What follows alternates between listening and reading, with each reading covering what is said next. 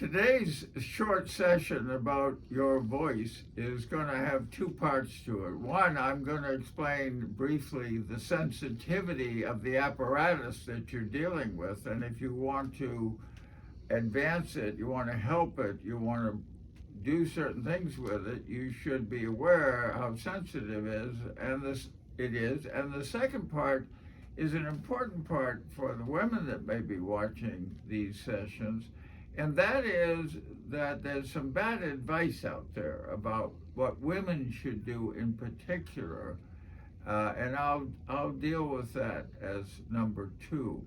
So let's take number one as first, how sensitive this is. Take a look at this picture of a typical person, and it's attached for your convenience. So if you have a printer, you can print it, and if you don't have a printer, you can take more than one look at it and study it, because I think it'll help you think about how to improve your voice. So I'm going to go over it now, and here we have, how's that? You got that in the picture? Here we have at the bottom the stomach, of course, and we have the diaphragm. The air starts down here at the bottom, and it works its way up. It comes through the lungs, which are important, and then the esophagus right here, and then the larynx, and then the vocal pipe. My point, this is a sensitive apparatus, and so you can't strain it.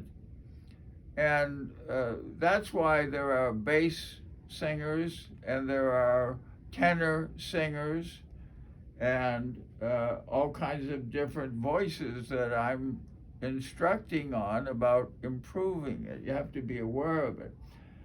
Now, if it comes up here and out through the nose, it affects the resonance. That's an important concept. The phonation in the larynx is a type of voice, and respiration is here too. And so if you get out of breath, you're affecting the sound, which you really don't want to do. Now, have that in mind, everybody. Number two, there's some very bad advice out there I've heard about how women should talk. And the bad advice is probably very good advice, often from teachers or whoever you might have heard. But the bad advice is that if you want to be authoritative, you want to get your voice down so that you'll sound like a man. Well, first of all, men sound all over the place, first of all. But more important than that, you can't strain this apparatus. People don't go to singing school like the New England School of Music and change their voice because they think it'll sound better if they're a tenor when they're really a bass. That really doesn't happen. It does occasionally over years change, but that really doesn't happen. So you can't do that. There are limits on how you can change your voice. But there's a second, much more important thing. A speaker to any audience, to any group, or to another person wants to be themselves. If you want to be convincing about something, or you want to make a good presentation, you have to be you. You can improve you, and that's the whole point of this series on my part.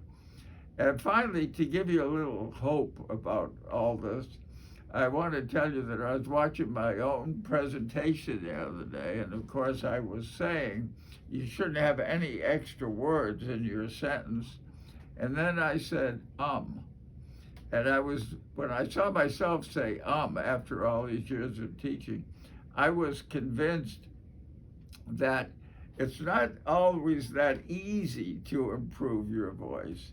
And I've had many students who they wouldn't think of having a sentence, at least when they start the class, that didn't have an in it. It's an when you think about it harshly and critically, doesn't really add anything to your voice. So I thought I'd confess that to show you that all of us have things we need to work on.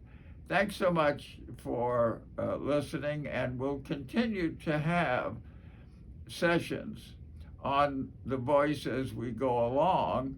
And I think I'll just keep putting these out there as long as frankly, there's a great interest by the number of impressions that I'm getting and the reactions I'm getting. Thanks very much.